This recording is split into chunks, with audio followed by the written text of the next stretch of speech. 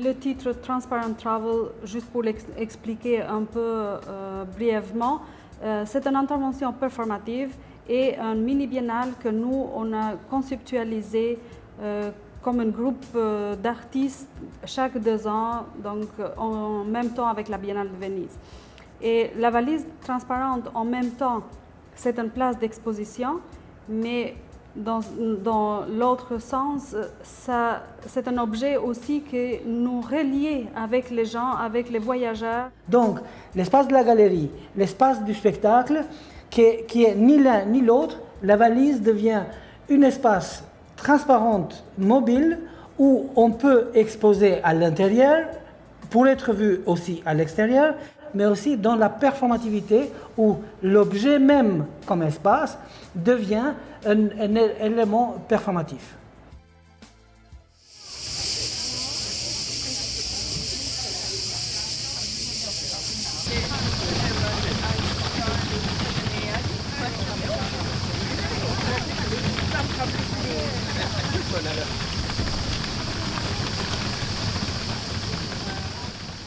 Quand nous sommes montrés en groupe devant la porte d'entrée au Giardini, c'était très difficile à franchir les portes, donc l'interdiction d'entrer avec un objet d'art, c'est tout à fait opposé devant nous.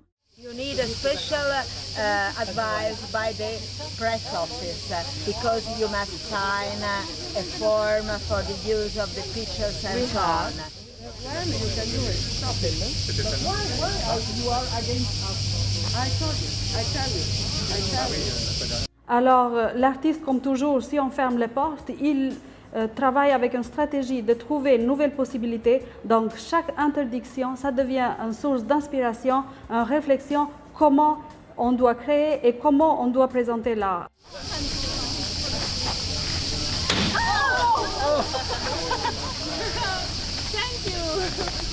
Thank you.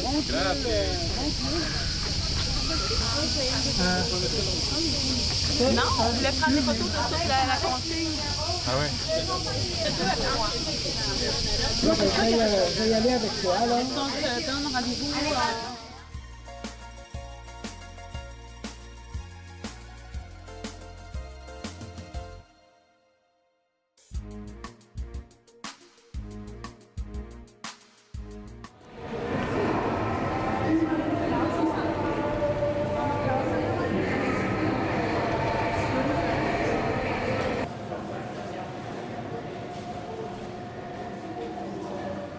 La stratégie que nous avons utilisée cette fois, que chaque membre entre l'un après l'autre avec la valise en main, c'était efficace pour réaliser notre projet. Une fois que nous sommes rentrés à Arsenal, nous sommes mis dans une stratégie de collaboration vite.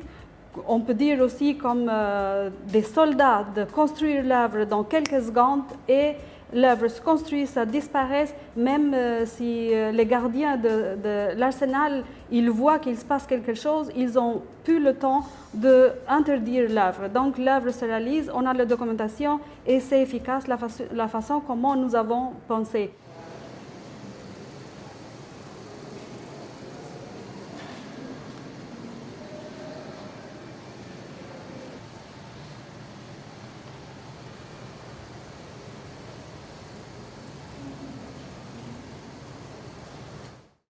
Le concept d'une exposition qui s'introduit et s'infiltre dans une autre exposition. Ça devient aussi une marque aussi de l'exposition, de l'événement, où l'œuvre et l'art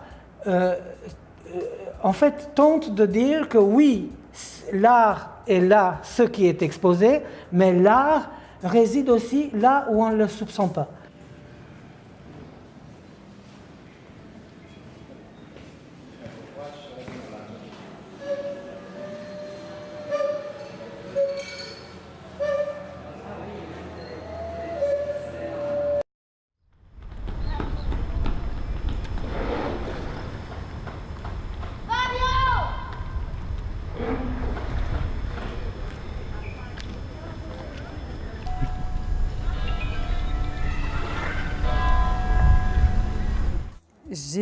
j'ai quand même fait un lien avec la réalité de Venise, qui est un endroit où la navigation est très, très importante.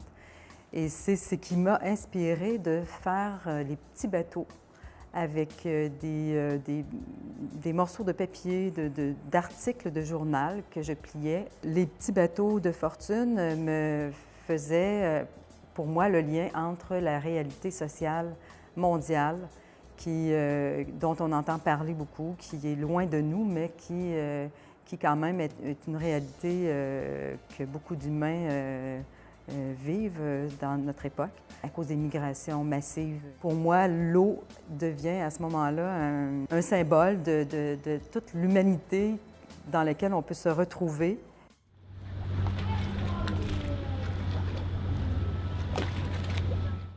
Comme pour faire un cycle avec ces petits bateaux de fortune-là, j'ai pris des captations vidéo de cette mise à l'eau-là et que j'ai reprojeté ensuite sur des gros bateaux. Je faisais en fin de compte une loupe et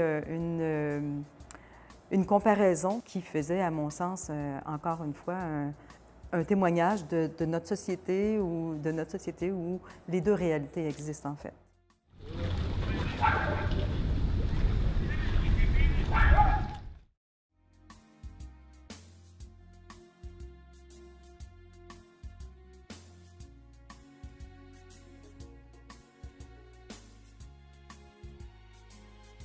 J'ai, pour la première fois, réussi à intégrer une part importante de ma démarche artistique qui utilise l'image holographique à ce projet de performance. J'avais donc une plaque holographique, un film sur plexiglas et une palette de peintre qui aussi avait un film holographique à sa surface que j'ai intégré dans la valise. Je dirais que j'y ai vu une conjonction entre la notion d'éphémère qu'il y a dans la performance, qui est une facette un peu immatérielle comme pratique artistique, et l'immatérialité ou l'évanescence de l'image holographique en général.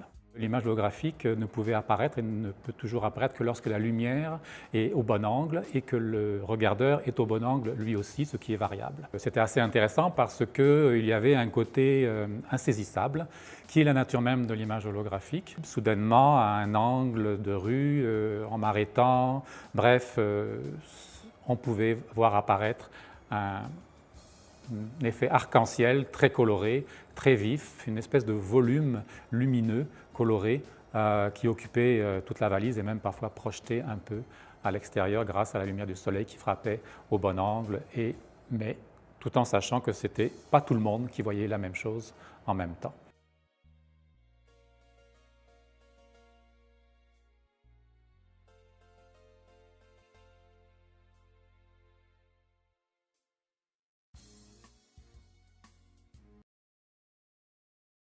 J'ai réfléchi justement à cette notion-là de voyage et comment, en utilisant une vidéo, j'allais pouvoir évoquer cette notion-là de voyage. Ici, de concevoir une vidéo, un plan, une action, un tournage, que j'allais les répéter à Venise, idéalement avec les mêmes compositions, les mêmes repères, si on veut, visuels, avec exactement la même action qui était tout simplement un échange de la valise entre moi et mon frère jumeau.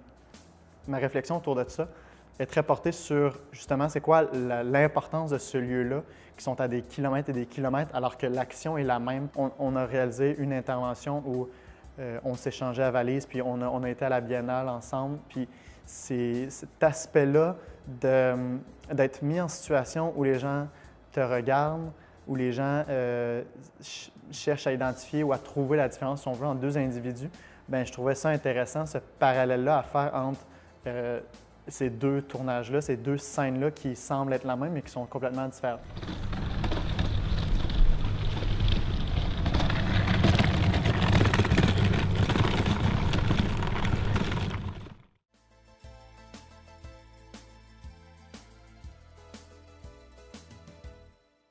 Ce qui était important pour nous de travailler, c'est beaucoup par rapport à la transparence, l'idée de la démocratisation, puis à travers le voyage aussi, comment une œuvre d'art peut voyager, mais au-delà de l'œuvre d'art, comment l'atelier de l'artiste peut voyager. On est parti de cette idée-là, de l'estampe qui est démocratique, qui voyage. On associe ça à l'idée de la valise transparente. Puis, on a créé l'atelier de l'artiste, qui est transparent, qui est visible pour tout le monde, mais qui est transportable d'une place à l'autre. Alors, on est débarqué dans notre parcours avec notre valise transparente. Elle contenait tout ce qu'il fallait pour notre atelier, c'est-à-dire une presse, une matrice, des encres, tout ce qu'il nous fallait pour déployer notre atelier un peu partout dans les rues de Venise. On ancrait notre matrice, on l'imprimait, puis ce qui y avait d'intéressant, c'est qu'on remettait les impressions originales aux gens qui passaient ou qui s'arrêtaient, qui venaient poser des questions, qui s'interrogeaient un peu sur notre performance. Puis cet échange-là est intéressant parce qu'en leur remettant l'estampe originale, il y avait vraiment l'idée du contact, de la discussion, on pouvait échanger avec eux, ce qui était très riche.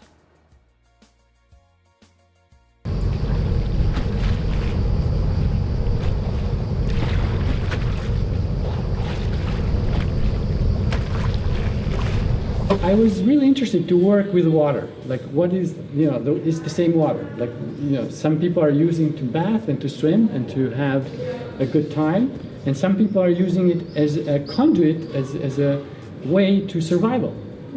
And so I was thinking, like, what is the element of water that sort of we can find like a metaphor? And I thought of salt. So my performance, sort of a video performance, was all involved around salt. The British say the salt of life. It's just like if you want to talk about life, you talk about salt. From a metaphorical point of view, it's an element that has such strong connection to various reality. I was thinking also Mediterranean, that with the crisis that we have in the Mediterranean, with all the immigrants that are coming from other shores of the Mediterranean.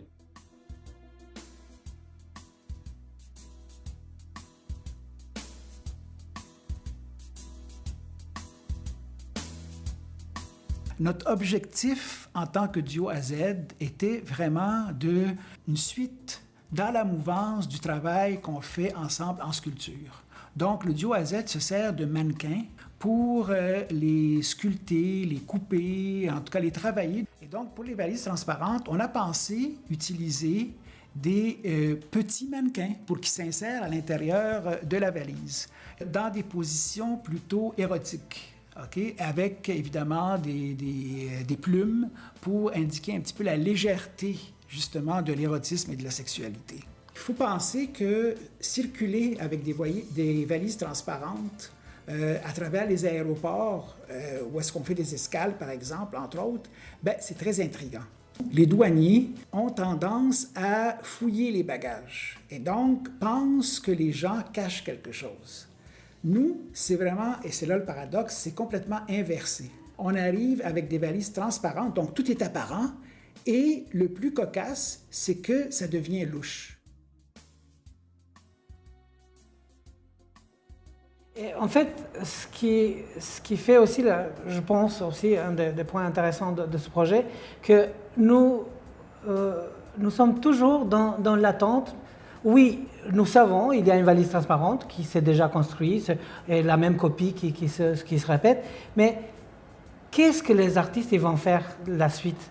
Parce qu'il y a des solutions inattendues qui donnent au projet des allures les plus différentes, des allures qu'on ne les attend pas.